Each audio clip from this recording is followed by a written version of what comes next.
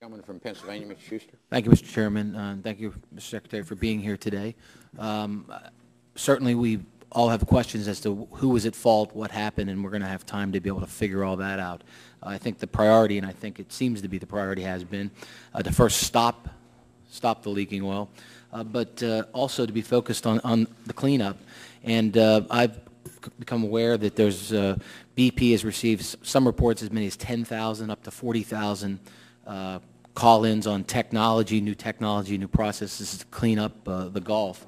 And my concern is that they're getting so many. Is that a place that the federal government should be deeply involved with helping to sift through and try to analyze and find and evaluate a new technology, a process that can clean up the Gulf quickly and efficiently?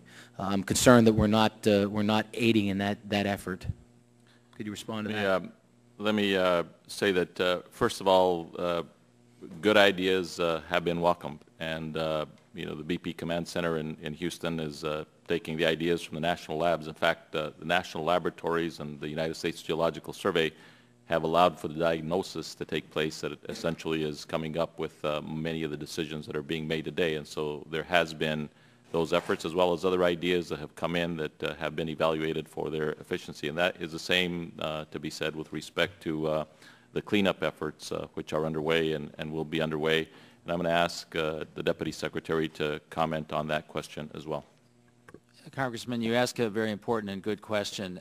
The National Incident Commander, Commandant Thad Allen, has established in the National Incident Command a repository of all ideas that are coming together. So these folks also have the ability to put them into BP, but those are all coming to the federal government, to the National Incident Command, and BP is not making the decisions about whether those are good ideas or not. The National Incident Command is. I understand there's supposed to be a 48-hour response time, and I hear that many of them are not getting 48 hours. There's been weeks, and I understand there's thousands of them coming in, but it just seems that we really need to be, as a federal government, focused, working with BP and others to evaluate these ideas. And Commandant Allen has greatly increased the capacity of the National Incident Command to sort through those issues. As you would expect, they're of varying quality, but some have been useful and are being followed up on.